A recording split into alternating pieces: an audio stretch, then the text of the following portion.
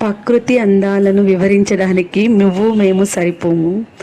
ఆ దేవుడు నిర్మించిన ఈ ప్రకృతిలో ప్రతిదీ అందమైనదే, ప్రతి ప్రేమ విలువైనదే.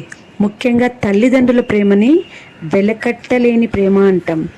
అసలు అలా ఎందుకంటున్నాము అంటే మీరు ఒకసారి వీడియో చూస్తే మీకు అర్థమవుతుంది. మనం తల్లిదండ్రుల ప్రేమని చూసాము. ప్రతి జీవి కూడా తన తల్లిదండ్రుల యొక్క ప్రేమ పొందడానికి ట్రై చేస్తుంది. ప్రతి జీవి తన తల్లి తండ్రి అయినప్పుడు తన పిల్లల్ని అంతనే మంచిగా చూసుకోవడానికి ట్రై చేస్తుంది. మీరు ఇక్కడ చూడండి, ఒక పక్షి ఎండుగడ్డిని తీసుకొని వచ్చింది తన గూడు కట్టుకోవడానికి. ఇది ఎప్పుడు జరుగుతుంది? అది గుడ్డు పెట్టక ముందే చేస్తుంది. అంటే ఒక తల్లి తన బిడ్డ కోసం ఈ భూమిపైకి రాకముందు నుంచే తన అన్ని సకల సౌకర్యాలు కల్పించడానికి ట్రై చేస్తుంది. మీరు ఇంకో పక్షి కూడా చూడొచ్చు. అక్కడ అది తండ్రి పక్షి, లోపలికి వెళ్ళిందేమో తల్లి పక్షి.